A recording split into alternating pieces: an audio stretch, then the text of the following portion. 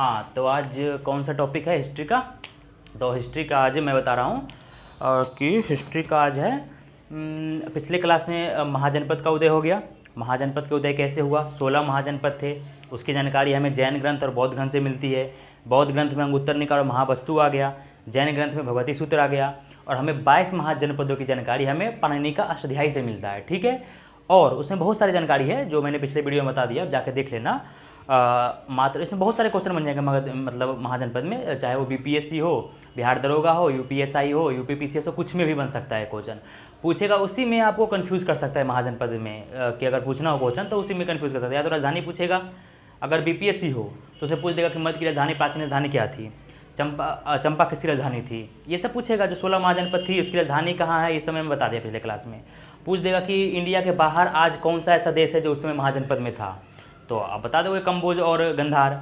दूसरा आपसे पूछेगा कि मात्र एक महाजनपद जो दक्षिण भारत में था, तो वो अस्मक थी, जिसकी राजधानी क्या थी, वो अस्मक की पोतनी राजधानी, जो आंध्र प्रदेश में आज पड़ रहा है। तो मात्र वो एक ऐसा जनपद था, महाजनपद, जो कि दक्षिण भारत में था। तो मैंने पिछले क्लास में पढ़ा दिया बहुत ज़्यादा डिटेल्स में महाजनपद के बारे में और कैसे उदय हुआ, क्योंकि वैदिक सभ्यता के बाद डायरेक्ट महाजनपद काल आ गया। महाजनपद में 16 महाजनपद का उदय कैसे हुआ? पहले जनपद होते थे, बाद में लोहा का उत्पत्ति हुई तो बंदे भीड़ जमा किए, इकोनॉमिक्स बढ़ी तो बंदे बढ़ा, तो वो बड़ा बड़ा महाजनपद बन गया। वो मैं पिछले क्लास में 10 पढ़ा दिया हूँ। अब मैं आगे बताऊँगा इसमें क्या पढ़ना है, मगध का उत्कर्ष। अब मगध का उत्कर्ष क्यों पढ़ना है? जब 16 महाजनपद है तो उसमें सिर्फ मगध महाजनपद के बारे में ही क्यों पढ़ना है? क्योंकि देखिए स्टार्टिंग हिस्ट्री यहीं से होती है, मगध से ही होती है। क्यों? क्योंकि मगध पहले स्टार्टिंग में सबसे शक्तिशाली बनेगा, तो अब वो राज विस्तार करेगा। मगध जो है, देखो 16 महाजनपद हैं, लेकिन उसमें मगध जो है वो सबसे आगे निकल के आएगा, शक्तिशाली बन के आएगा। और शक्तिशाली बनने के बाद वो क्यों बना शक्तिशाली, वो मैंने पिछले वीडियो में बता दिया महाजनपद काल में, अभी बता दूंगा। शक्तिशाली बन के आता है तो वहाँ के जो राजा बनते हैं, बिंबिसार हो, आगे जाके चंद्रगुप्त मौर्य, अशोका, जो सारे हों, पहले बिंबिसार स्टार्ट करता है अपना मगध का साम्राज्य विस्तार। तो अलग अलग महाजनपद के रानियों को, जनपद की रानियाँ, मतलब महाजनपद की रानी किसी राजा का बेटी, किसी राजा के बहन के साथ शादी करता है बिंबिसार और राज्य विस्तार करता है मगध को। तो कोई मतलब जैसे अंग हो गया, अंग में तो हड़ा के, ब्रह्मदत्त को हड़ा के बिंबिसार ऐड कर लेता है, और भी सारे, मतलब बिंबिसार शादी करने में एक्सपर्ट होता है, बस इतना समझ लो। शादी करके वो राज्य साम्राज्य मतलब विस्तार करता है। कोई जैन धर्म, बौद्ध धर्म के फॉलोवर्स होता है तो ज़्यादा हिंसा में विश्वास नहीं करता, लेकिन उतना भी हिंसा का वो त्याग नहीं किया था। अगर कोई बंदा नहीं ऐड हो रहा तो उस पर अटैक करके ले लेता था उसका साम्राज्य। जैसे मैं ब्रह्मदत्त को हराया था, अंग के महाराजा था वो ऐड नहीं हो रहा था। तो वैसे तो ये 500 से ज़्यादा शादी करता है बिंबिसार, और अलग अलग रानियों को मतलब साम्राज्य विस्तार करता है। बस इसकी साम्राज्य की नीति थी। बिंबिसार एक अच्छा राजा था, वो साम्राज्य की नीति, मतलब साम्राज्य विस्तार की नीति से चल रहा था, तो वो लड़ के नहीं, शादी करके अपना साम्राज्य विस्तार कर रहा था मगध का। ठीक है, तो उससे वैसे वैसे वो 500 से ज़्यादा शादी कर लिया बिंबिसार ने। तो शादी करने में एक्सपर्ट था वो बंदा। उसकी सुहागरात भी अगर मनाया जाए तो समझो कि साल भी खत्म ना हो तो भी उसका सुहागरात मनाया जाए। अगर पर डे भी एक रानी के पास जाए वो, तो सुहागरात खत्म ही ना हो उसका। एक साल में कहाँ खत्म होगी, 500 से ज़्यादा रानियाँ थी उसकी। तो उसका तो मौज था, वो हटा दो। उसके बाद उसका बेटा का भी मौज आती है, जाशत्रु का। वही बोलता है कि पापा मुझे भी शादी करनी है, अब इतना जितने आपने किया है। वो भी शादी करता है फिर अपने बाप को निपटाने के बाद। तो ठीक है, छोड़ो, ये बताऊँगा मैं अभी आगे स्टोरी। फिर मैंने कहा था, हाँ, मगध के बारे में क्यों पढ़ना है? क्योंकि उस समय 16 महाजनपदों में मगध ही शक्तिशाली बना। क्यों बना? क्योंकि उसका भौगोलिक एरिया, गंगा मैदान, गंगा, गंडक, सोन के इलाके में पड़ने के कारण उपजाऊ मैदान मिला, जिससे इकोनॉमिक्स बढ़ी। जनता लोहा की खोज हो गई थी उसी इलाके में, उत्तर प्रदेश और बिहार के इलाके में, तो महाजनपद वो मगध ही था। ठीक है, तो उसे शक्तिशाली बनता है वो। शक्तिशाली बनने के कारण और अब क्या होता है कि सारे महाजनपद धीरे धीरे मगध में ही ऐड हो जाएगा। कुछ बिंबिसार करेगा, कुछ चंद्रगुप्त करेगा, कुछ अशोका करेगा, लेकिन सारे धीरे धीरे ऐड हो जाएंगे मगध में ही। तो पूरा इंडिया मगध पे हो जाता है, मगध का कब्जा पूरे इंडिया पे हो जाता है अशोक के समय तक। इसलिए मगध के बारे में ही पढ़ना है। और भी कोई कौशल हो गया, अंग हो गया, वैशाली हो गया, अस्मक हो गया, कंबोज, गंधार, सारा जो है वो मगध में ही ऐड हो जाएगा, मगध का ही सारे पे कब्जा हो जाएगा। तो इसलिए मगध के बारे में ही पढ़ना है। और किसी का उतना जो छोटा मोटा हिस्ट्री बचेगी एक कि कहाँ का कौन राजा बना था वो मैं बता दूंगा, लेकिन सिर्फ सारे जितने भी महाजनपद है सारे मगध में ही ऐड हो जाएंगे, एकजुट हो जाएगा और मगध कहलाएगा वो। मगध का ही राज्य पूरे महाजनपद पे हो जाता है अशोक के समय तक।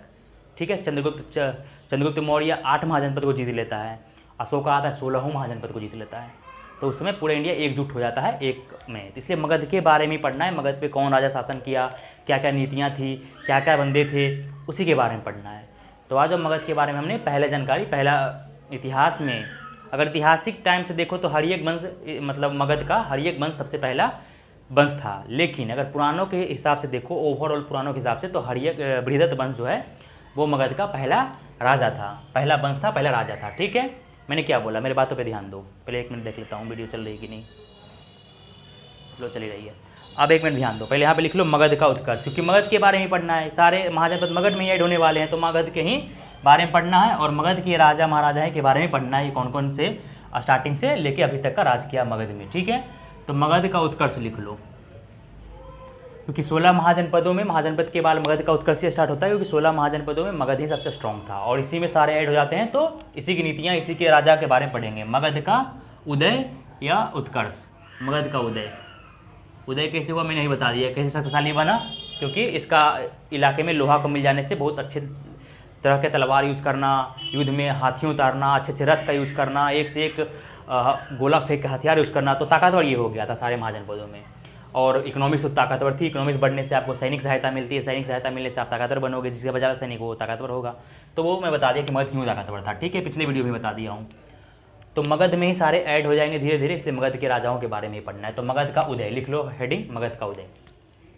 अब मगध के उदय में ऐतिहासिक ग्रंथ के हिसाब से देखो, ऐतिहासिक बौद्ध ग्रंथ के हिसाब से, बौद्ध ऐतिहासिक ग्रंथ है, तो बौद्ध ग्रंथ के हिसाब से अगर देखो तो मगध का ऐतिहासिक दृष्टि देखो तो मगध का पहला वंश हर्यक वंश था, जिसका संस्थापक बिंबिसार है।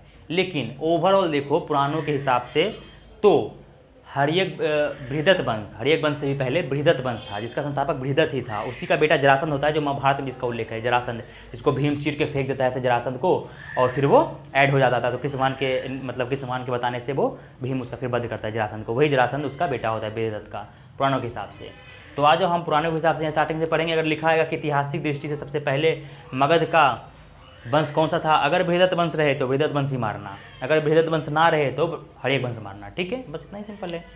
तो पहला वंश हम पुराणों के हिसाब से, जो ओवरऑल मगध का उत्कर्ष हुआ उस पर स्टार्टिंग से किसका शासन है, कौन वंश का, मैं वहाँ से पढ़ा रहा हूँ अब। ठीक है, तो पहला वंश के बारे में लिख लो यहाँ पे, बृहदत्त वंश। बृहदत्त वंश मगध का पहला वंश पुराणों के हिसाब से, ओवरऑल सबसे स्टार्टिंग बृहदत्त वंश का ही होता है, बृहदत्त वंश। ठीक है, छोटा जानकारी दूंगा कि कौन था, क्या था, यही सब, और क्या, कि बृहदत्त वंश में स्टार्टिंग होती है। तो बृहदत्त वंश में क्या होता है कि बृहदत्त वंश का संस्थापक कौन है, हाँ, बृहदत्त वंश पुराणों के हिसाब से, ऐतिहासिक दृष्टि से हर्यक वंश। याद रखना मैं जो बोल रहा हूँ, मेरे बातों पर ध्यान दो, ये नहीं बंदे कन्फ्यूज हो जाना कहीं और ध्यान लगा के। तो बृहदत्त वंश, इसके संस्थापक कौन है, यहाँ लिखो, पहला संस्थापक, बृहदत्त वंश का संस्थापक। दूसरा समयकाल, ये फिक्स नहीं है, समयकाल। तीसरा संस्थापक के बाद अंतिम राजा।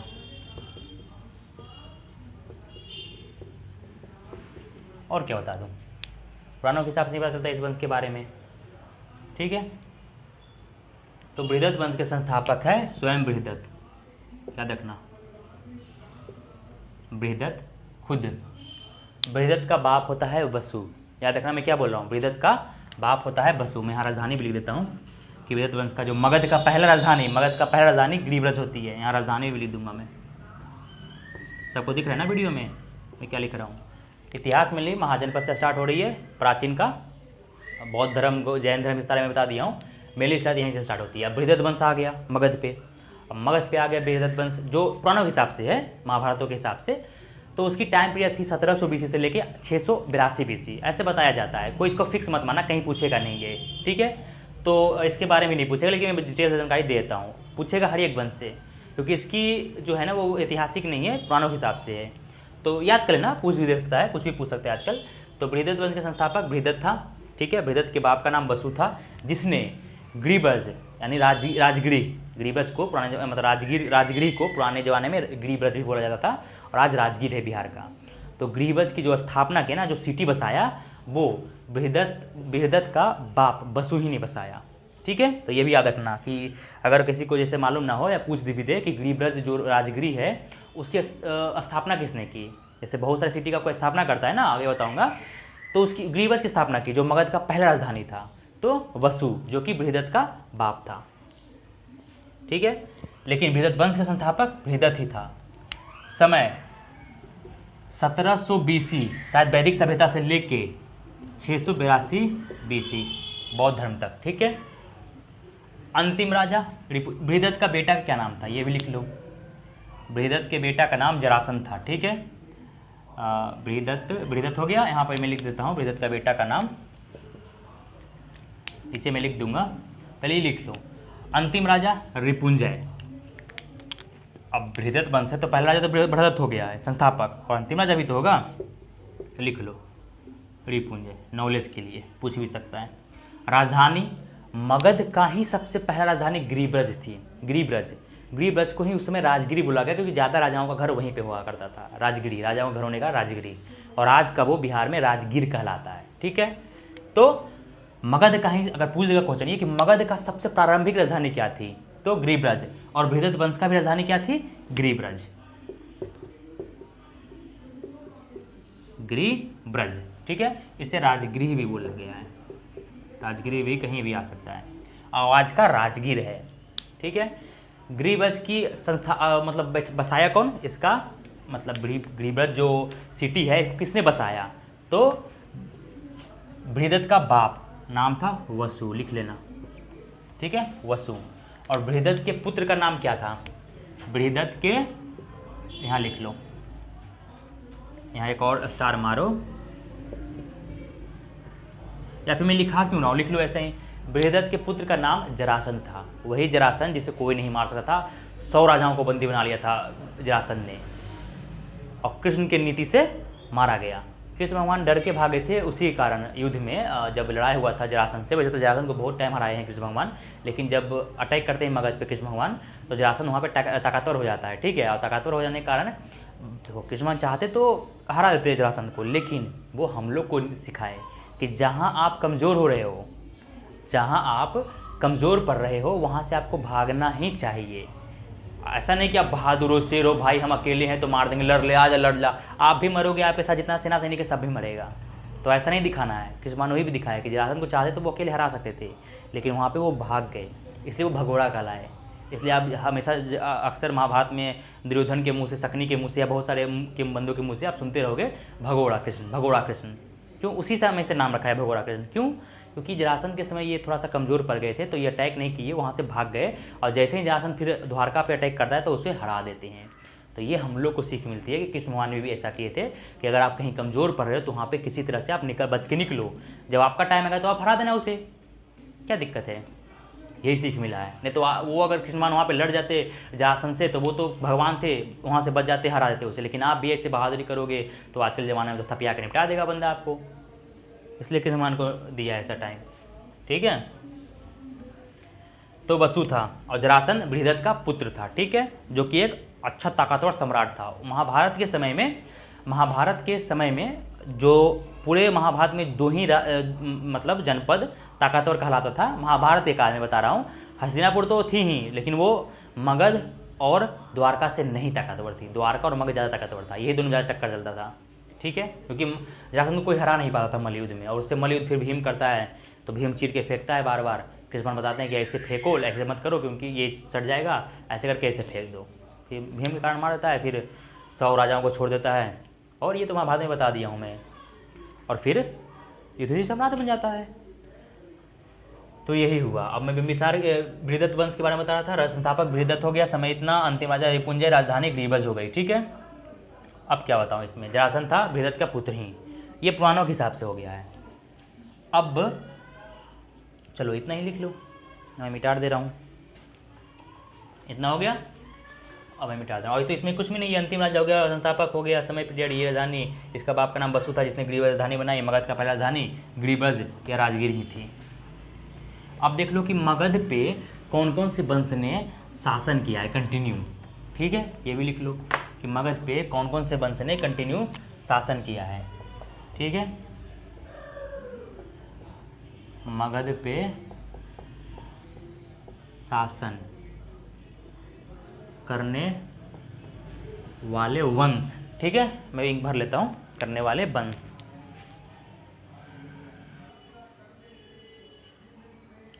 हाँ, तो अभी इंक भर लिया मैंने इसमें। अब रुक जाओ, मगध पर शासन करने वाले कौन कौन से वंश थे, मैं इसके बारे में बता दे रहा हूँ, ठीक है। तो पहला वंश तो मैं देखो पुराणों के हिसाब से पहला वंश बृहदत्त वंश हो गया, लेकिन ऐतिहासिक दृष्टि से पहला वंश हर्यक वंश होता है। तो लिखो पहला वंश, मैं स्टार्टिंग से बता दे रहा हूँ, यहाँ लिखो पहला वंश बृहदत्त वंश, बृहदत्त वंश जिसका संस्थापक बृहदत्त होता है और इसी का बेटा जरासंध होता है। और इसका टाइम पीरियड ध्यान रखना बस 1700 BC टू 682 BC। ये कोई फिक्स टाइम पीरियड नहीं है, तो उस पर ज़्यादा डिटेल्स में जाने। ये पुराणों के हिसाब से पहला वंश है मगध का, और इसकी पहली राजधानी गिरिब्रज होती है। याद रखना मगध की पहली राजधानी गिरिब्रज होती है, राजगृह। दूसरा वंश लिखो कि कौन सा, हर्यक वंश, ये मेन होता है, यहीं से इतिहास स्टार्ट होती है। हर्यक वंश जिसके संस्थापक बिंबिसार होता है, आगे बताऊंगा अभी।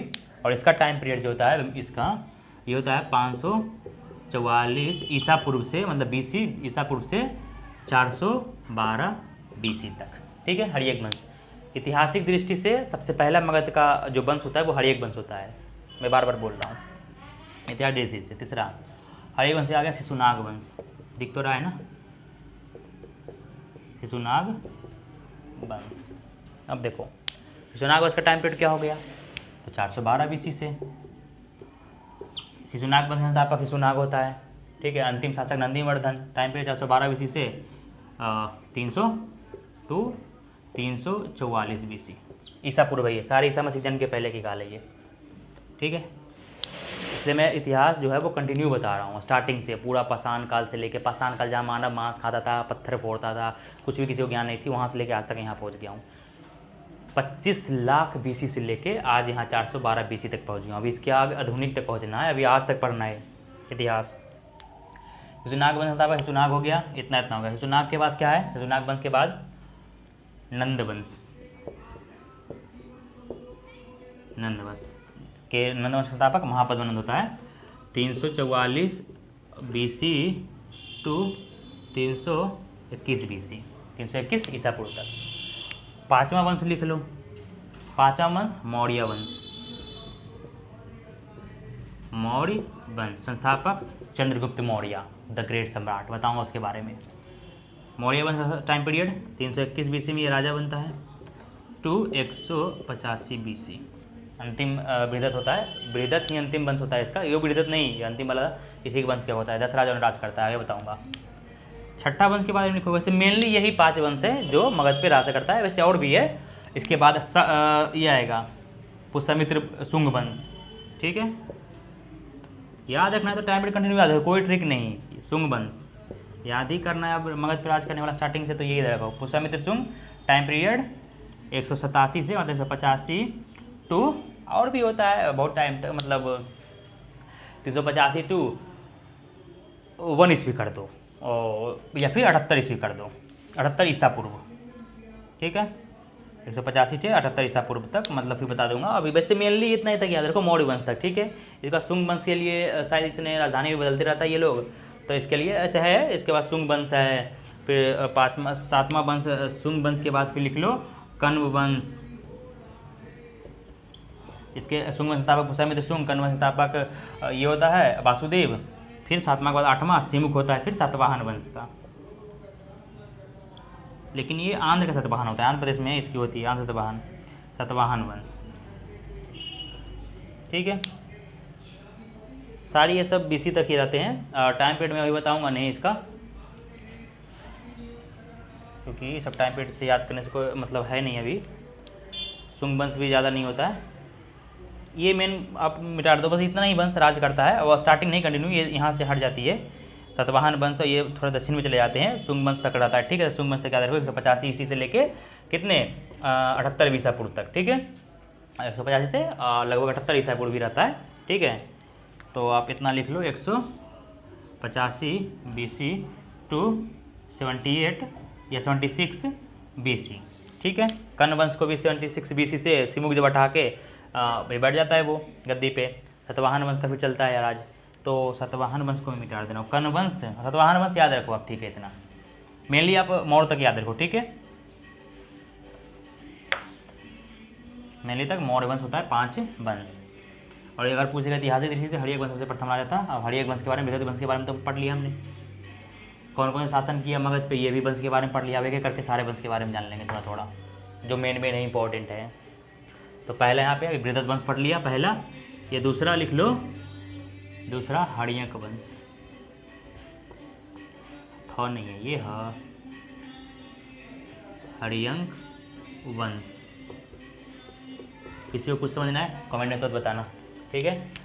मगध का उदय में सबसे पहला वंश जो आया पुराणों के हिसाब से बृहद्रथ वंश आया, जिसकी कोई मतलब ऐतिहासिक जानकारी नहीं है, लेकिन ऐतिहासिक जानकारी के हिसाब से सबसे पहला मगध का शासक हर्यक वंश का बिंबिसार ही होता है। अब यहीं से आपको पढ़ना है मेनली, इसके सारे बारे में याद रखना है, याद तो करना है बृहद्रथ वंश के बारे में, ज़्यादा नॉलेज रखना है तो याद कर लो। अब हर्यक वंश के संस्थापक यहाँ लिख लो, ठीक है। इसकी राजधानी ग्रीवजी थी, यहाँ लिखो संस्थापक, संस्थापक, ठीक है। जन्म, पिता का नाम, माता का नाम, पत्नी, पुत्र, राजधानी, धर्म। और कुछ है क्या? बस इतना ही तो काफ़ी है। पहले समय भी लिख लो, टाइम पीरियड, ठीक है। और भी आगे बताऊंगा अभी, ठीक है। संस्थापक, हर्यक वंश के संस्थापक कौन होता है? हर्यक वंश के संस्थापक बिंबिसार। 15 वर्ष की अवस्था में ये गद्दी पे बैठ जाता है, मगध की गद्दी पे, ठीक है। क्या बोला? 15 साल के एज में ये गद्दी पे बैठ जाता है, मगध की गद्दी पे। बिंबिसार, नोट बिंदुसार, बिंबिसार लिख दे रहा हूँ।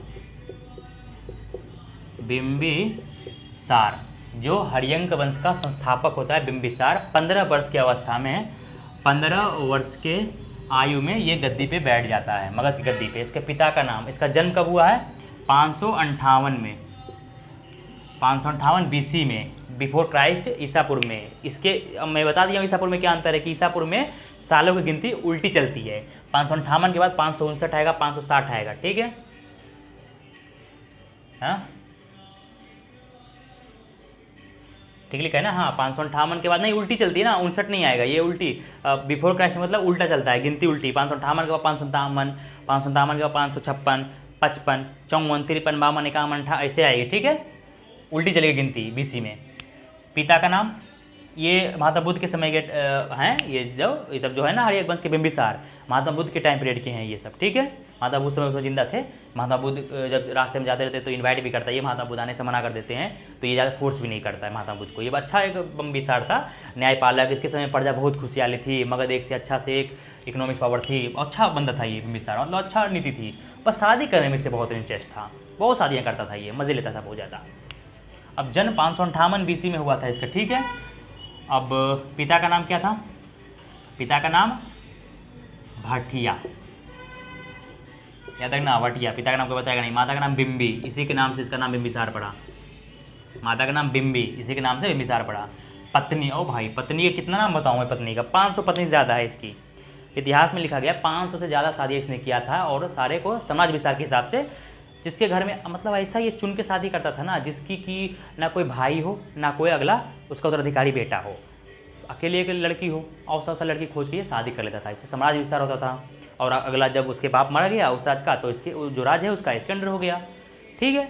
तो ऐसे शादियाँ करते थे, 500 लगभग शादियाँ किया इसने समाज विस्तार के हिसाब से कि मगध का विस्तार हो, लड़े बिना। लेकिन कोई कोई राज्य जो है वो लड़ेगा भी। जैसे मैं अंग का राजा वाला बोला कि मेरे पास, इसने इनवाइट किया कि तुम्हारे पास है कोई बहन बेटी जिससे शादी हो जाए, मेरे अंडर में आ जाना तुम। बोला है भी तो तुझे नहीं दूंगा मैं। कौन बोला? अंग के महाराज ब्रह्मदत्त, अंग के महाराजा ब्रह्मदत्त। और अंग एक महाजनपद था उस समय, जो आज बिहार के मुंगेर और भागलपुर वाला इलाका है, वो पूरा अंग था, ठीक है। महाभारत में वहीं का राजा था कर्ण, ठीक है। तो वो अंग का राजा, मतलब उस अंग के राजा होता है उस टाइम बिंबिसार के समय 544 ईस्वी के समय, जब वो गद्दी बैठता है, अंग के महाराजा होता है ब्रह्मदत्त। बोलता है कि मैं तुम्हारे से शादी नहीं करूँगा, कोई ऐसा नहीं बनाऊंगा जो खाने खा ले, तेरे अंडर नहीं आऊँगा मैं। बिंबिसार का दिमाग सनकता है, जाता है, अब सेना लेकर निपटा के, ले भाई तू नहीं शादी करवाएगा, मैं अंडर कर लिया शादी, अंडर करके शादी भी कर लेता है, फिर अंग भी मगध में मिल जाती है। तो बिंबिसार हरा करके ब्रह्मदत्त को अपने अंडर लेता है, ना कि शादी करके। याद रखना, शादी करने से मना कर देता है वो कि मेरी घर में जो बहन बेटी है मैं इससे शादी नहीं करवाऊंगा तुम्हारी। तो इसने हरा करके ब्रह्मदत्त को ऐड करता है, ठीक है, याद रखना, ब्रह्मदत्त को हरा के। और वैशाली के राजा में से फिर शादी कर लेता है, फिर इधर लिच्छवियों में शादी करता है। वैशाली भी बहुत ताकतवर था, वैशाली भी ताकतवर राज्य होता है, सबसे पहला गणराज्य वहाँ के लिच्छवियों ने बनाया था, याद रखना, गणतंत्र। तो माता का नाम बिंबी।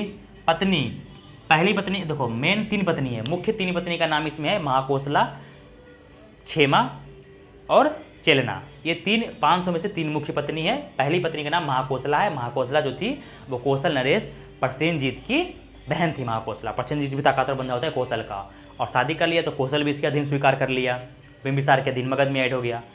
तो प्रसेनजीत का बहन महाकोसला से पहला शादी करता है ये। तो मेनली यहाँ लिख लो भाई, पहले 500 से ज़्यादा शादी, 500 से ज़्यादा शादी करता है ये, याद रखना। और पहली पत्नी, पहली महाकोसला, महाकोसला कौन होती है? ताकतवर बंदा प्रसेनजीत की बहन होती है महाकोसला, ठीक है। इसी का बेटा होता है अजातशत्रु, जो अपने बाप को मार के बैठ जाता है गद्दी पे। दूसरी पत्नी क्षेमा, ठीक है, नहीं चेलना, चेलना। तीसरी पत्नी क्षेमा, मद्र देश की, और मद्र आज का पंजाब का इलाका मद्र था, वहाँ के भी शादी किया था इसने। तो ये 3 मेन पत्नियों का उल्लेख है, ठीक है। 500 में से पहली, दूसरी, तीसरी, क्षेमा। बाकी 500 ज़्यादा शादी किया इसने, बुढ़ौती तक शादी करते रहा, 52 वर्षों तक राज किया इसने। अब इसका बेटा का भी मान लीजिएगा। राजधानी, इसकी राजधानी गिरिब्रज थी, राजगिर ही थी, राजगिरी। राजगिरी को ही गिरिब्रज भी बोला गया, याद रखना, गिरिब्रज। धर्म, बौद्ध धर्म, पहले ये बौद्ध धर्म होता है। देखो पूछेगा कि मगध के साथ कौन सा राज्य था जो पहले बौद्ध धर्म होता है फिर बाद में जैन धर्म बन जाता है, तो वो बिंबिसार था, ठीक है। कैसे? क्योंकि देखो पहले तो ये बौद्ध धर्म होता है, बौद्ध धर्म के फॉलोअर्स रहता है, लेकिन इसकी पत्नी एक बार अपनी पत्नी, सेकेंड पत्नी चेलना के साथ सोने जाता है, रात में स्वागत मनाने जाता है, जो भी हो। तो इससे वाद विवाद चलती है चेलना से, और वाद विवाद में ये इतनी अच्छी अच्छी टॉपिक रखती है ना। ये चेलना जो होती है ये जैन धर्म की फॉलोअर्स होती है, लिख लेना, चेलना जैन धर्म की फॉलोअर्स होती है, ठीक है। चेलना जैन रहती है, ठीक है, जैन धर्म की फॉलोअर्स। ये अपनी इतनी अच्छी बात विवाद रखती है ना। अब पहले की स्त्रियाँ बहुत बुद्धिमान होती थी, अपने राजाओं से ज़्यादा बुद्धिमान होती थी, ठीक है, चाहे वो अस्त्र चलाना हो चाहे विद्या हुआ करती थी, भले ही विद्या ना मिले लेकिन कोई कोई होती थी। तो चेलना जैन धर्म के बारे में इतना अच्छा बात बताया ना कि ये प्रभावित हो गया, बिंबिसार जो था वो प्रभावित हो गया कि अरे भाई जैन धर्म में इतना चीज़ है, सारा सोल्यूशन है, ऐसे जो भी।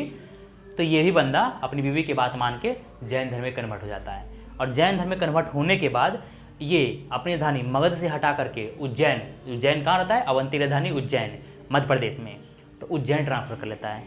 इसी जैन धर्म को स्वीकार करके मगध छोड़ के अपनी राजधानी को उज्जैन बसा लेता है। कौन? बिंबिसार, ठीक है, अंतिम समय में। फिर समय पीरियड इसका कौन था? गद्दी पे बैठा 544 BC में, ईसापुर में, और इसका राज रहा, और ये मर गया 491 BC में। 491 BC में इसे कारागार में बंद कर देता है अजातशत्रु, इसी का बेटा, ठीक है, याद रखना। ये बौद्ध ग्रंथ और जैन ग्रंथ में लिखा हुआ है कि किसी का बेटा कारागार में बंद कर देता है, फिर इसकी मृत्यु हो जाती है। तो मार के ही बैठ गया, इसलिए अजातशत्रु को पितृहंता ही बोला गया। पिता को मार के गद्दी में बैठने वाला पितृहंता, इस वंश को ही पितृहंता बोला गया, क्योंकि अजातशत्रु को भी इसका बेटा उदयन इसको निपटा देता है और गद्दी बैठ जाता है। तो अजातशत्रु इसके बाद आएगा, मैं बताऊंगा आगे, ठीक है। राजधानी हो गई, ये हो गया, बौद्ध धर्म हो गया, 540 से 491 में इसकी मृत्यु हो जाती है। यहाँ लिख लो 491 में इसकी मृत्यु। टोटल 52 वर्षों तक राज किया, 52 वर्षों तक राज किया।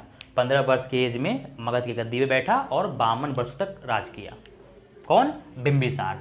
और अच्छा शादी किया, 500 से ज़्यादा। इसकी एज तो मज़े में निकल गई पूरी। 500 शादी करने का मतलब पता है ना, जब शादी करे तो बताए कि नहीं अभी तक मेरी शादी ही नहीं हुई है, अलग अलग पत्नी की वजह से शादी कर लिया ये बहुत ज़्यादा, अलग अलग पर डे देखो, अलग अलग बीवी का शक्ल, कितना मोज था इसका, बताओ। आजकल तो एक ही शादी काफ़ी होती है, 2 शादी आप कर भी नहीं सकती, इसमें 500 शादियाँ। यही सब राजा महाराजा का फ़ायदा होता था। और हाँ, बिंबिसार के बारे में तो बताया नहीं, एक और पॉइंट लिखो बिंबिसार के बारे में, वेरी इंपॉर्टेंट, लेटेस्ट, यहाँ पे मारो VBI। कौन? कि भारत में सबसे पहले प्रशासनिक व्यवस्था पर जो ध्यान देने वाला सम्राट राजा था वो हर्यक वंश था, ठीक है, मतलब यही था बिंबिसार, कि प्रशासनिक व्यवस्था पे सबसे पहले, प्रशासनिक व्यवस्था पर सबसे पहले इसलिए मैं लिखा रहा हूँ, सबसे पहले ध्यान देने वाला या सुधारने वाला बिंबिसार ही होता है। बिंबिसार, ठीक है। बिंबिसार अपना राज्य साम्राज्य के विस्तार से मगध के अलग अलग ब्रह्मदत्त को तोड़ा देता है।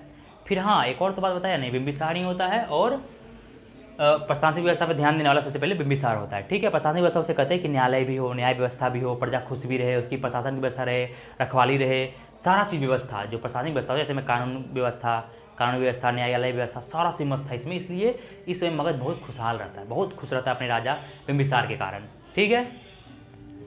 और इसके शादी, इतनी 500 शादियाँ हुई कि सारा भोज खाने में व्यस्त रहता था, ठीक है। पूरा मगध तो खुश तो रहेगा ही, चलो शादी कर रही है, पर डे नया नया बहू देखने को मिल रहा है, तो वैसे भी खुश रहेगा। तो बिंबिसार था, ठीक है। और क्या बताओ बिंबिसार के बारे में? इसके समय प्रजा अच्छी थी क्योंकि अच्छा न्याय प्रिय राजा था। और भी क्या मैं बताऊँ इसके बारे में? हाँ, बिंबिसार का एक राजवैद होता है जीवक, बड़ा फेमस तगड़ा डॉक्टर होता है यार। वो जीवक जो होता है बहुत तगड़ा डॉक्टर होता है। उसमें इंडिया में उससे तगड़ा डॉक्टर कोई है ही नहीं था। उसके सारे आज का सर्जन MS सारा फेल है, ठीक है। मतलब एक से एक PhD होल्डर जो है ना, उसके सामने फेल था जीवक। जो बंदा मरने वाला हो, जो सारे डॉक्टर ने छोड़ दिया बेटा अब इसे भगवान ही बचा सकती है, उसे जीवक बचा लेता था। और जीवक कौन था? इसी का राजवैद था, बिंबिसार का, ठीक है। मैंने क्या बोला? जीवक जो था, इसका नाम हमेशा आएगा कि जीवक कौन था? बिंबिसार का राजवैद था। या बिंबिसार का राजवैद कौन था? जीवक था। याद रख लेना यहाँ पे, वेरी वेरी इंपॉर्टेंट, कि बिंबिसार का राजवैद कौन था? राजवैद। तो बिंबिसार का राजवैद जीवक, वेरी फेमस बंदा है भाई जीवक, बहुत टैलेंटेड। जहाँ सारा डॉक्टर फेल होता था वहाँ ये बंदे को बचा के निकालता था। इसी समय में अवंती के राजा होता है, बौद्ध के समय में अवंती के राजा होता है चंद्रप्रद्योत, राजा चंद्रप्रद्योत। याद रखना, मैं बता दिया पिछले महाजनपद काल में बता दिया चंद्रप्रद्योत के बारे में, लेकिन अभी भी लिख लो कि राजा चंद्रप्रद्योत होता है, लिख लेना चंद्रप्रद्योत। जो मैं बोल रहा हूँ वो पहले दुश्मनी रखता है इससे, बिंबिसार से, कि भाई तेरे अंडर नहीं आऊँगा, उखाड़ लो। अवंती भी ताकतवर था। फिर क्या होता है? छोड़ देता है, चलो जो भाई रख ले भाई। अब क्या होता है कि जो चंद्रप्रद्योत होता है, राजा चंद्रप्रद्योत अवंती का राजा, वो बीमार पड़ जाता है। इतनी भयंकर बीमारी होती है पांडु रोग। पांडु रोग से बीमार पड़ता है चंद्रप्रद्योत। और यहाँ पे लिख लेना, यहाँ पे मैं स्टार बनाता हूँ कि अवंती के राजा चंद्रप्रद्योत, या प्रद्योत लिखो, राजा प्रद्योत पांडु रोग से, पांडु रोग इसे पीलिया रोग भी बोला गया है। पीलिया, उसमें पीलिया डॉक्टर नहीं मिला था। पीलिया रोग से जब ग्रसित था, पीलिया रोग से, जिसे पांडु रोग भी बोला गया है, तो बस अब पूरे इंडिया का देवता, मतलब डॉक्टर छोड़ देता है कि भाई अब मरने वाले हो, अब नहीं होगा कुछ। ये भी अपने आप को हार मानता है कि भाई मरने वाला हूँ। न्यूज़ पहुँचता है बिंबिसार के पास। बिंबिसार के पास न्यूज़ बोलता है जीवक आ जा जरा उसको दिखा के, अपने टैलेंट दिखा के आ। भाई तगड़ा डॉक्टर था, गया बंदा को ठीक कर दिया। पौधे को ठीक कर दिया। पौधा इतना खुश हुआ अपने जीवन पाके, क्योंकि मरने वाला था। जीवन पाके इतना खुश होता है कि वो इसकी अधीनता स्वीकार करता है और मित्रता भी। हर्यक वंश के बिंबिसार का वो बोलता है कि भाई अब मैं तुम्हारे अंडर आ गया हूँ, अवंती तुम्हारे अंडर है, मैं तुम्हारा मित्र बनना चाहता हूँ। मित्र बन गया, इकोनॉमिक्स पावर बढ़ी, ताकत बढ़ा, मगध और स्ट्रॉन्ग बना, तो जीवक के कारण। और एक और महात्मा बुद्ध भी तगड़े रोग से बीमार हो जाते हैं। महात्मा बुद्ध को कोई बचा नहीं पाता है, वो भी उसी समय निपट जाते हैं। लेकिन बिंबिसार भेजता है महात्मा बुद्ध को देखने, सेवा करने के लिए जीवक को ही। जीवक जाता है, जीवक के जाते ही मतलब मरा हुआ बंदा ठीक हो गया, महात्मा बुद्ध भी ठीक हो गए। फिर जीवक को क्या करता है कि महाकच्चायन, जीवक महाकच्चायन के प्रभाव में आके बौद्ध ग्रहण कर लेता है, बौद्ध धर्म बन जाता है महाकच्चायन के प्रभाव में आके।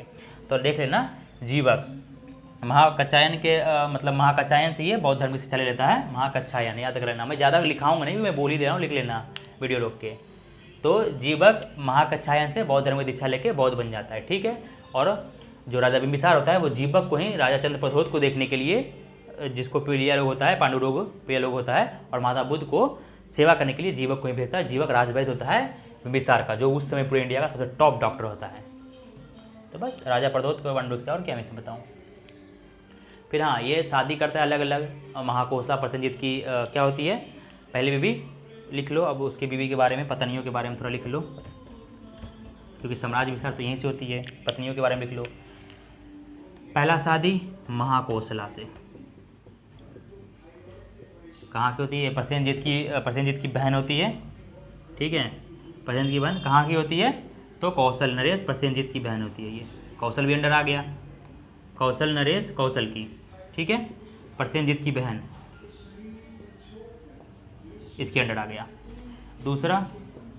दूसरा बीबी चेलना, अभी मैं बताया सारे के बारे में। चेलना कहाँ की?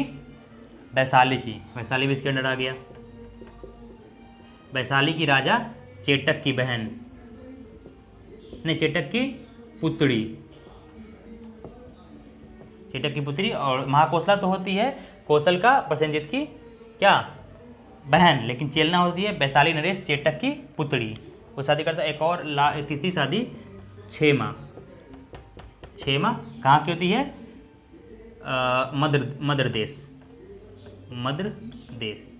मध्य देश आज का कहाँ है? पंजाब, ठीक है, आज का पंजाब है। और कौन होता है? पंजाब लिख लो आज का,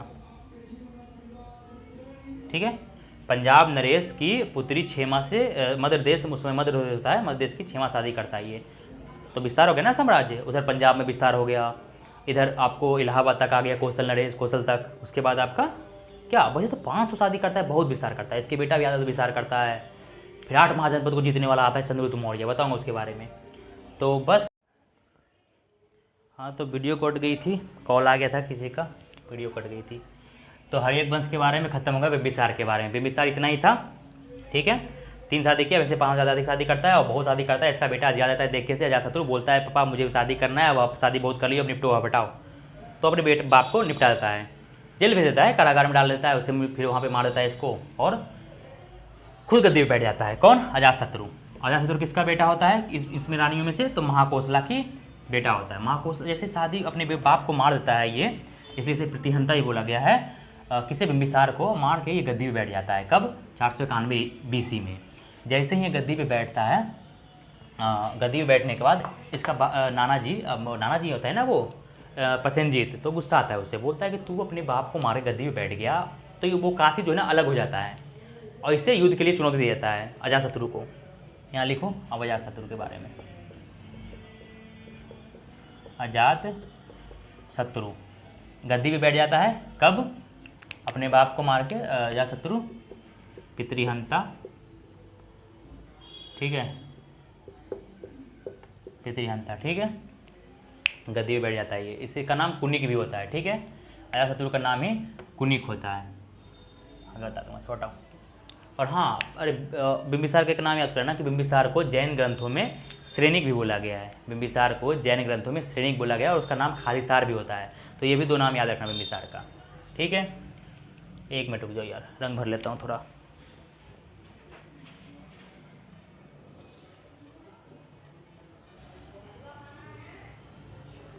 हाँ तो कलर भर लिया। अरे यार बार बार मुझे बहुत डिस्टर्ब होता है, अकेले यहाँ करने में ना सारा प्रॉब्लम दिक्कत हो जाता है। तो हाँ अब हो गया ये, देखो पितृहंता अजातशत्रु हो गया। अब हाँ, तो पितृहंता अजातशत्रु को बोला गया है, ठीक है, क्योंकि अपने पिता का हत्या कर दी। इसका उपनाम अजातशत्रु का, लिख लो अजातशत्रु का उपनाम, इसका एक नाम होता है अजातशत्रु का उपनाम। उपनाम कुनिक होता है, ठीक है, याद रखना। ये पूछ देगा नाम किसका नाम कुनिक था, कुनिक होता है, ठीक है। और मैं बता देता हूँ अजातशत्रु गद्दी पे कब बैठा, अजातशत्रु गद्दी पे कब बैठा, याद रखना। गद्दी पर कब बैठा? 491 ईस्वी में अपने पिता की हत्या करके गद्दी पे बैठ जाता है, मगध की गद्दी पे 491 BC में। कहीं कहीं आपको 492 भी लिखा रहे तो कोई दिक्कत नहीं, वो भी मार देना, ठीक है। अगर 491 492 जो भी रहे मार देना। 491 में इसकी मृत्यु होती है तो गद्दी बैठ जाता है ये। इसका एक योग्य सेनापति या मंत्री बोलो वर्षकार होता है, ठीक है। इसका योग्य मंत्री, याद रखना, योग्य मंत्री, सुयोग्य मंत्री, बहुत अच्छा मंत्री होता है।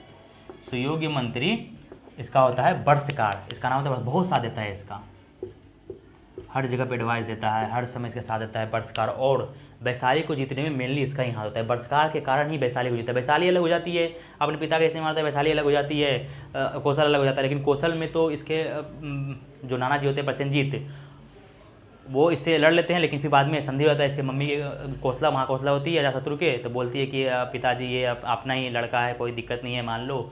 संधि फिर हो जाती है। और जो प्रसेनजीत होता है वो अपनी बहन की शादी तो इसके पापा बिम्बिसार से कर देता है, लेकिन प्रसेनजीत अपनी बेटी की शादी वाजीरा से इससे कर देता है, अजातशत्रु से।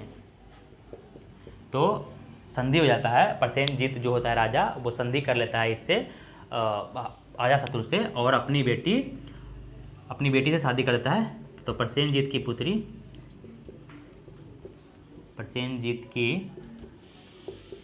पुत्री से विवाह होता है और उसका नाम होता है, पुत्री का नाम वाजीरा, याद कर लेना। वाजीरा कौन होती है? तो प्रसेनजीत की पुत्री होती है। बर्षकार के सहायता से ये वैशाली को जीत जाता है, फिर से लड़ के जीतता है।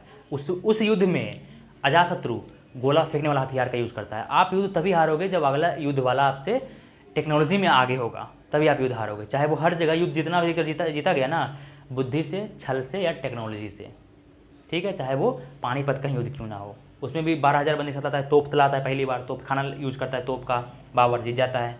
वैसे ही इसमें गोला फेंकने वाला हथियार का यूज़ करता है अजातशत्रु और वैशाली को कब्जा में लेता है अपने बर्षकार की मदद से। बर्षकार बहुत अच्छा मंत्री होता है इसी का, अजातशत्रु का। और अजातशत्रु का नाम कुनिक हो गया, समझ गया, प्रतिहंता इसे ही बोला गया अजातशत्रु को, क्योंकि अपने पिता के मार गद्दी पर बैठ गया। गद्दी पर 491 ईस्वी में बैठता है और 461 BC तक रहता है, टू 461 BC, क्योंकि 461 BC में इसी का फिर इसका बेटा उदयन निपटाता है इसे कि भाग चला, तू भी भाग यहाँ से, अब जब अपने बाप को मारा तो मैं भी बाप मारता हूँ। प्रसेनजीत की पुत्री वाजिरा से इसकी शादी हो जाती है। और क्या होता है? हाँ, मेनली वेरी इंपॉर्टेंट, इसी के समय पहली बौद्ध संगीति होती है, क्योंकि 483 ईस्वी में महात्मा बुद्ध का परिनिर्वाण हो जाता है, महापरिनिर्वाण की प्राप्ति होती है, मतलब मृत्यु हो जाती है कुशीनगर में। तो इन्हीं के याद में 483 ईस्वी में राजगृह में, जो राजगृह है आज का, राजगृह में अजातशत्रु, राजगृह के सप्तपर्णी गुफा का नाम है, सप्तपर्णी गुफा कहाँ है? राजगृह में है, ठीक है, याद का नाम है। क्या बोल रहा हूँ? सप्तपर्णी गुफा कहाँ है? राजगृह में। उसी के अंदर महाकश्यप के अध्यक्षता में 483 BC में अजातशत्रु बौद्ध संगीति करवाता है, जिसे पहला बौद्ध संगीति बोला गया है, ठीक है। तो इसी के समय पहली बौद्ध संगीति होती है, याद कर लेना, पहली बौद्ध संगीति इसी के समय में होता है। किस वर्ष में? जिस वर्ष में महात्मा बुद्ध की मृत्यु होती है, 483 BC में। कहाँ होती है? राजगृह के सप्तपर्णी गुफा के अंदर होती है, उसकी अध्यक्षता महाकश्यप करता है, ठीक है। और क्या? और अजातशत्रु के काल में करता है राजगृह में। तो इतना काफ़ी है याद करने के लिए। मैं इसे महात्मा बुद्ध ने बता दिया हूँ कि कब कौन 4 संगीति होती है, 5वां संगीति भी होती है, लेकिन 5वां को उसमें काउंट नहीं करते हैं, तो मैंने बता दिया हूँ। तो पहली बौद्ध संगीति इसी समय होती है। किस ईयर में पहली बौद्ध संगीति स्टार्ट होती है? तो महात्मा बुद्ध जिस साल मरते हैं, ठीक है, उन्हें क्या में अजातशत्रु के समय में राजगृह में, याद करना वेरी इंपॉर्टेंट है। बस फिर क्या, इतना ही था अजातशत्रु के बारे में। फिर अजातशत्रु अपने जो है ना, अजातशत्रु ये किलाबंदी करता है किसका? राजगृह का, याद रखना, राजगृह का किलाबंदी किसने करता है? किलाबंदी अजातशत्रु कर देता है, जिससे कि दुश्मन राजगृह को जीत नहीं पाता है। राजगृह को किलाबंदी होने के कारण जीत नहीं पाता। वैसे भी ऑलरेडी पहाड़ था राजगृह में, तो कोई अटैक नहीं करता जल्दी, और ये इसने किलाबंदी करके मजबूत कर देता है राजगृह को, तो कोई जल्दी अटैक नहीं करता। ये सारे बंदे पर अटैक करके अटैक अपना वो लेता है। आपको क्या बोला गया? आप जब दूसरे पर शासन करने चलते हो तो पहले अपना घर संभाल लो, अपना घर सुरक्षित करो, फिर आगे बढ़ो, आप जीतोगे। वैसे ही ये सब लोग करता है पहले। फिर इसका एक और बेटा होता है उदयन, अब इसे निपटा के गद्दी पे बैठ जाएगा वो। मैंने क्या बोला? अब इसका हरेक वंश का जो संस्थापक, एक और तीसरा राजा, हरेक वंश का पहला राजा बिंबिसार, दूसरा उसका बेटा अजातशत्रु, तीसरा अजातशत्रु का बेटा उदयन आता है। उदयन 461 ईसा पूर्व में BC में अपने पिता अजातशत्रु को भी निपटा देता है। अजातशत्रु भी समाजवादी नीति पे चल रहा था, अपने पिता के जैसा ही शादियाँ कर रहा था बहुत सारे, और समाज का नीति बढ़ा रहा था।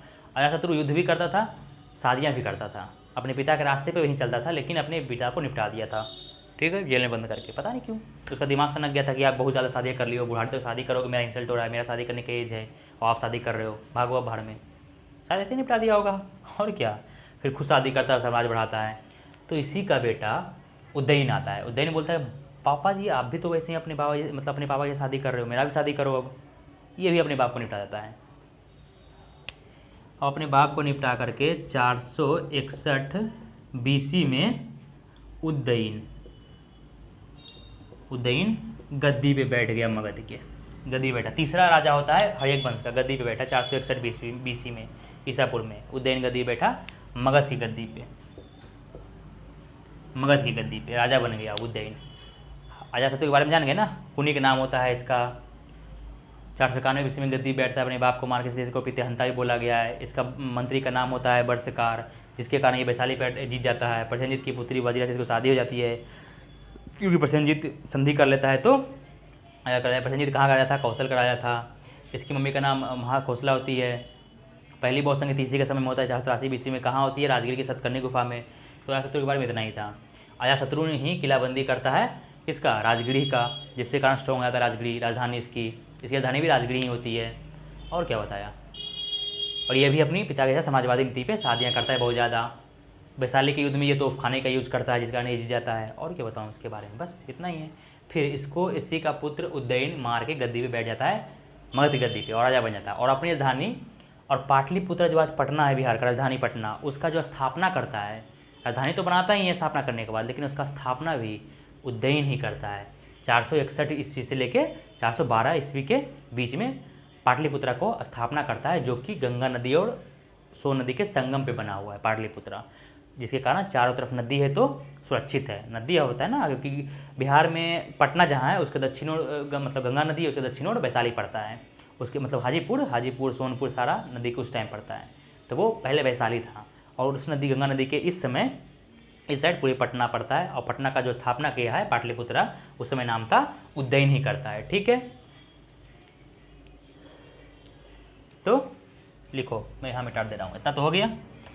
और उदयन 461 ईस्वी में गद्दी बैठ के पटना शहर को बसाता है। उस समय पाटलिपुत्र नाम होता है। ठीक है, पटना नहीं, पटना तो फिर शेरशाह सूरी नाम करता है पटना उसका। तो यहाँ लिख लो कि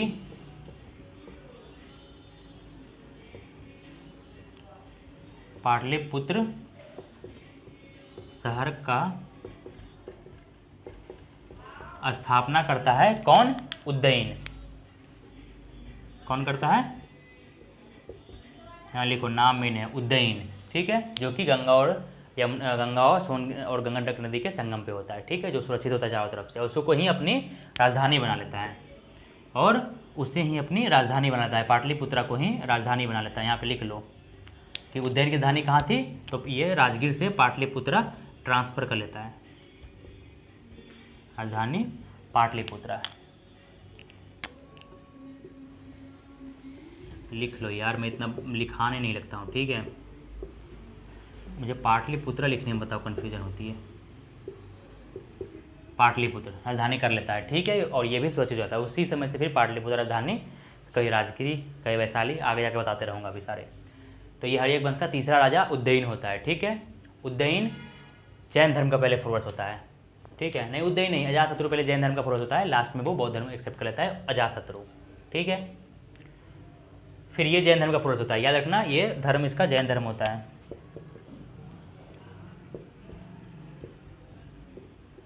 जैन धर्म का फॉरवर्स होता है उदयन। ठीक है, और क्या बताऊं? और भी कुछ है क्या इसमें?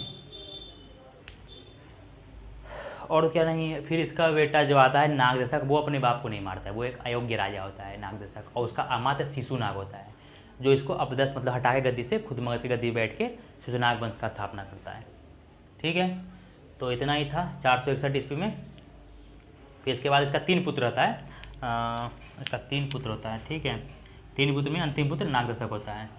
उदयन का 3 पुत्र होता है, तीनों कंटिन्यू राजा बनता है। फिर लास्ट पुत्र जो होता है नागदशक, तीसरा पुत्र, वो अंतिम राजा बनता है और गद्दी पे बैठता है। तो अंतिम राजा यहाँ लिख लो, हरियक वंश का। और तो कुछ नहीं है, पाटलिपुत्र का स्थापना कर दिया बस। और क्या, उदयन था ये, और इसमें तो कुछ है ही नहीं। मैंने उदयन बस इतना ही था। उदयन ने अपने पिता को मार के ये भी गद्दी बैठ जाता है, और तो कुछ है ही नहीं। राजधानी पाटलिपुत्र धर्म जैन धर्म फॉरवर्स होता है, और क्या, और तो कुछ नहीं उदयन, बस इतना ही उदयन के बारे में। फिर इसी का एक तीसरा बेटा होता है नागदशक, जो अंतिम राजा होता है हरियक वंश का। ठीक, लिख लो, अंतिम राजा हरियक वंश का नागदशक। ठीक है, लिख लो क्या, नागदशक, नागदशक। ठीक है, 412 ईस्वी में इसकी मृत्यु हो जाती है। मृत्यु नहीं, इसे हटा देता है गद्दी से और शिशुनाग बन जाता है।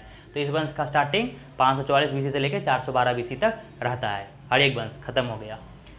कौन राजा बना? पहला राजा बना हरियक वंश का बिंबिसार, दूसरा अजातशत्रु, तीसरा उदयन, चौथा उदयन के बाद इसका एक और बेटा मुंडक, उसका नाम बनता है, फिर एक और बनता है, फिर लास्ट राजा अंतिम राजा नागदशक बनता है, जिससे इसके अमात्य मतलब महामंत्री शिशुनाग, इसे हटा करके गद्दी से, क्योंकि ये अयोग्य होता है, कोई कर्म का नहीं होता है, ये कमजोर पड़ जाता है, हटा करके खुद गद्दी पे बैठ जाता है और मगध पे शिशुनाग वंश का स्थापना करता है। ठीक है, अब शिशुनाग वंश के बारे में कल बताऊंगा। आज के लिए वीडियो इतनी काफ़ी है। तो नाग दशक को मार करके इसके लिख लो, किसी बंदों को लिखने भी नहीं आता है। अमात्य, इसके अमात्य हटा करके हटाकर गद्दी पे बैठ जाता है, ठीक है, और शिशुनाग वंश का स्थापना करता है। शिशुनाग वंश का स्थापना करता है, ठीक है, लिख लो भाई, बोलने स्थापना करता है। और शिशुनाग वंश का संस्थापक कौन होता है? तो शिशुनाग वंश संस्थापक शिशुनाग ही होता है। शिशुनाग कौन होता है? तो किसका? नाग दशक का अमात्य होता है। मैं कैसे बता रहा हूँ, हिस्ट्री में कंटिन्यू बता रहा हूँ, कोई भी बीच में गैप नहीं है। कौन राजा बना, कौन से कौन बन रहा है, कैसे बना, सारा मैं बता रहा हूँ, तो कोई गैप नहीं है, ठीक है। तो अंतिम राजा नाग दशक, ठीक है। नाग दशक का महामंत्री अमात्य शिशुनाग होता है, जिसको हटा करके खुद गद्दी बैठ जाता है और मगध पे शिशुनाग वंश का स्थापना करता है। तो हर्यक वंश खत्म हो गया। बृहद्रथ वंश, हर्यक वंश जो मगध पे पहला वंश था, खत्म हो गया। अब कल शिशुनाग वंश बताऊँगा, नंद वंश बताऊँगा, फिर मौर्य वंश, ऐसे कंटिन्यू चलेगी। क्योंकि वीडियो लंबी हो रही है तो फिर ज़्यादा लंबा तो अच्छा भी नहीं लगेगा। जो मेन नॉलेज की बात है वही बता रहा हूँ। तो हर्यक वंश से कोई भी क्वेश्चन अब आपको छूटेगा नहीं। अब एक दो तो छूटती ही हैं, लेकिन अब ऐसा है नहीं जो कुछ छूटा। मेरा कुछ छूट गया होगा तो मैं अगला वीडियो में कभी, और हिस्ट्री ऐसा नहीं कि अभी हिस्ट्री पढ़ाया हूँ तो फ्यूचर में पढ़ाऊँगा ही नहीं, हमेशा पढ़ाता रहूँगा। उसमें कुछ डिटेल्स कवर करवाऊँगा एग्जाम का पॉइंट ऑफ व्यू से। जो मेन इंपॉर्टेंट है वो मैं बता दिया हूँ, कौन क्या था क्या नहीं था, ये सब से एक एक क्वेश्चन ऐसे पूछ देगा कभी भी, ठीक है। ज़्यादा से ज़्यादा उपनाम पूछ देगा, यही सब, और क्या। तो बिंबिसार का उपनाम खादीसर और सैनिक होता है, अजातशत्रु का उपनाम कुनिक होता है, उज्जैन का भी उपनाम कुछ नहीं है, होता है कि ना, मतलब भूल रहा हूँ, मैं बता दूंगा।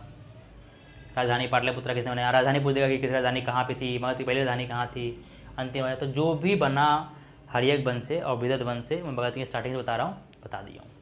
किसी को कुछ भी डाउट लगे क्वेश्चन पूछ सकता है कमेंट में, बिल्कुल भी, ठीक है। और अच्छा लगे तो बता भी देना कि हाँ अच्छा लगा। तो आज के लिए इतना ही काफ़ी है, मिलते हैं नेक्स्ट वीडियो में अगले वंश शिशुनाग वंश के बारे में, ठीक है। शिशुनाग वंश के लिए खत्म हो गया, यहाँ तक शिशुनाग अमात्य था इसका, नाग दशक का खत्म हो गया। अब आगे बताऊँगा नेक्स्ट वीडियो में, ठीक है, कुछ और जानकारी है नहीं। तो बस इतना ही काफ़ी आज के लिए, क्या और कुछ बता दूँ अभी? बताने के लिए तो शिशुनाग भी खत्म कर दूँ पूरा, लेकिन वीडियो ज़्यादा लंबी हो जाएगी तो अच्छा लगेगा नहीं, बोरिंग आपको लगेगा। तो ठीक है, इतना ही टाइम है मेरे पास वैसे भी, बस मिलते हैं नेक्स्ट वीडियो में, बाय।